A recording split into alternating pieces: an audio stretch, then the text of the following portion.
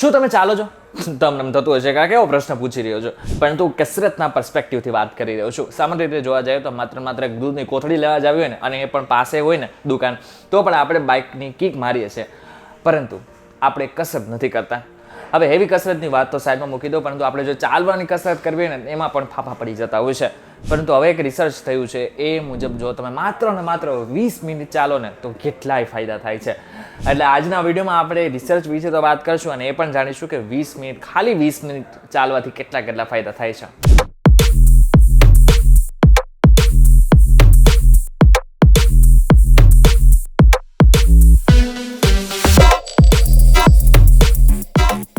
Welcome back focus VTVGujarati.com પર તમારું સ્વાગત છે અને મારું નામ છે કરણ ચૌધરા.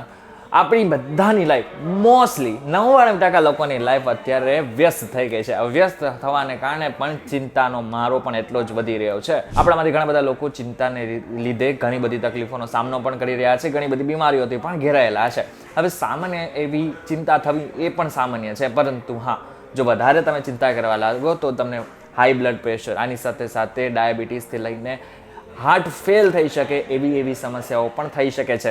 આવી સ્થિતિમાં વિજ્ઞાનનું પણ માનવું છે કે જો તમે થોડું જ પણ ચાલી લો ને તો તમારે જે ટેન્શન છે ને એ ઘણું બધું ઓછું થઈ શકે છે. હવે આની ઉપર રિસર્ચ થયું છે, જે હાર્વર્ડ મેડિકલ સ્કૂલ દ્વારા કરવામાં આવ્યું છે, જેના અભ્યાસ મુજબ દિવસમાં માત્ર 20 મિનિટ ચાલવાથી તણાવ અને ચિંતા 14% સુધી ઘટાડી શકાય છે. હવે આપણામાંથી ઘણા બધા લોકોને ખબર હશે કે ચાલવાથી વજન પણ ઓછું થતું હોય છે, બેલી પેટ પણ ઓછું થતું હોય છે, પરંતુ હા, એક વસ્તુ એ પણ છે કે ચાલવાથી તમને તણાવ પણ ઓછો થતો હોય છે, એટલે કે તમારું માનસિક સ્વાસ્થ્ય પણ સારું થતું જતું હોય છે. એટલા માટે થઈને આગળ જઈને તમારી ડિપ્રેશનની ગોળીઓ તો નહીં જ લેવી પડે. હવે રિસર્ચમાં એ પણ સામે આવ્યું છે કે જે લોકો દરરોજ ચાલે છે, દરરોજ થોડું કરીને ચાલે છે, એ લોકોમાં તણાવ અને ચિંતાનો જે મારો છે એ ઓછો જોવા મળ્યો છે. એટલે કે તણાવ અને ચિંતા એ લોકો ઓછા કરતા થઈ ગયા છે. હવે તમને એક પ્રશ્ન થતો હશે કે ચાલુ ક્યારે? બપોરના સમય ચાલુ, સવારના સમય ચાલુ કે પછી સાંજના સમય ચાલુ? જો વિજ્ઞાનનું માને તો હંમેશા તેઓ પણ સવારે અને સાંજે જમ્યા બાદ ચાલવાનું કહેતા હોય છે. આ બધાની વચ્ચે પ્રકૃતિને તમે જાણતા જાઓ, માણતા જાઓ, અને આ બધાથી વચ્ચે તમે જો ચાલવા માંડો છો, 20 મિનિટ માત્ર ચાલો છો, તો તમને ઘણા બધા ફાયદા થતા હોય છે. જો કે આ બધામાં સંશોધકે એવું માન્યું છે, એવું પણ બહાર પાડ્યું છે કે 20 થી 30 મિનિટ જો કોઈ વ્યક્તિ ચાલતો હોય તો એને ડિપ્રેશનમાંથી ફાયદો થાય છે. પરંતુ આમાં પણ એને 2 કેટેગરી પાડી દીધી છે. એક તો એવા લોકો કે જેઓ ગામડામાં રહે છે, જેઓ હરિયાળીની વચ્ચે રહે છે, એમાં પણ એમને કહ્યું છે કે આવા લોકોમાં ડિપ્રેશનનું પ્રમાણ લગભગ સૌથી ઓછું જોવા મળે છે. અને જે લોકો કોન્ક્રીટના જંગલોમાં, એટલે કે શહેરોમાં રહે છે, એમાં પણ જો ચાલવામાં આ લોકો સક્ષમ બને અને સક્રિયતા જાળવે તો ચોક્કસથી એ લોકોમાં પણ ડિપ્રેશનનું પ્રમાણ ઘટી શકે છે.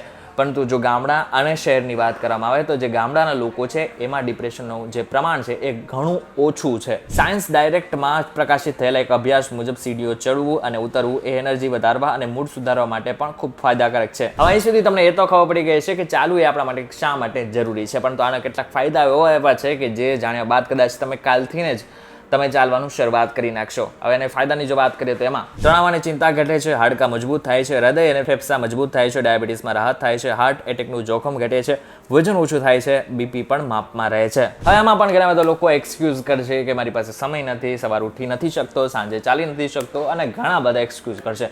હવે એ લોકો માટે પણ કહી દો કે જો તમારી પાસે સમય નથી, તમારે ક્યાંય બહાર નથી જવું, તો આરામથી તમે ઘરે બેઠા પણ અમુક કસરત એવી છે કે જે કરી શકો છો. એટલે કે જો તમે ફ્લેટમાં કે ઓફિસમાં હોવ તો તમે જે દાદરા છે, એટલે કે સીડીઓ છે, એ તમારો જો ફ્લોર છે એ વધારે ઉપર ના હોય તો તમે સીડીઓ ચડી લો, ઉતરી લો, એનાથી પણ કસરત થતી હોય છે. હવે જો તમે ઘરની નજીકના બજારમાં જતા હો તો કારમાં જવાને બદલે પગપાળે જવાનું પસંદ કરો. હવે જો સાંજના સમયે તમે ઓફિસથી બહાર નીકળતા તમને ચા પીવાનું મન થાય છે તો થોડુંક ચાલી લો, અને ચાની જે સ્ટોલ છે ત્યાં સુધી માત્ર ચાલીને પહોંચો, બાઇક ઉપર જવાને બદલે. આ સાથે જો તમારી પાસે પેટ હોય, એટલે કે પાલતુ કૂતરો કે પછી બિલાડી હોય, તો તમે એને ફરાવવા માટે પણ તમે લઈ જઈ શકો છો, જેથી એની કસરત થાય અને એની સાથે તમારી પણ કસરત થાય. હવે જો તમારે બહાર કે ક્યાંય નથી જવું તો તમે પોતાના ટેરેસ ઉપર જઈ શકો છો. તો જો તમારી બાજુમાં ગાર્ડન હોય તો તમે ત્યાં પણ જઈ શકો છો. એટલે કે ટૂંકમાં ચાલવું જરૂરી છે. તમે ક્યાંથી શરૂઆત કરો છો એ ઇમ્પોર્ટન્ટ છે.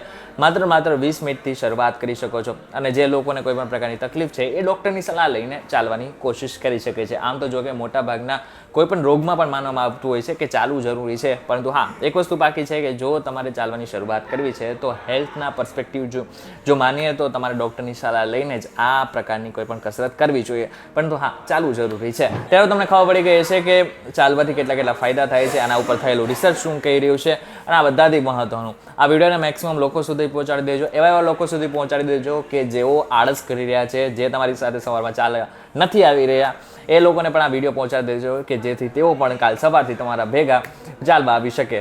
વિડીયો પસંદ આવે તો અમારી આ ચેનલને એકવાર સબસ્ક્રાઇબ કરી નાખજો. અને હા, અમારી એક એપ્લિકેશન પણ છે કે જેમાં અમે તાજેતરના બધા જ અપડેટ આપતા રહેતા હોય છે, તો એને પણ એકવાર ઇન્સ્ટોલ કરી લેજો કે જેની લિંક મેં ડિસ્ક્રિપ્શનમાં આપેલી છે. ફરી મળીશું એક નવા વિડીયો સાથે, નવા કોન્સેપ્ટ સાથે. ત્યાં સુધી મને રજા આપો. નમસ્કાર.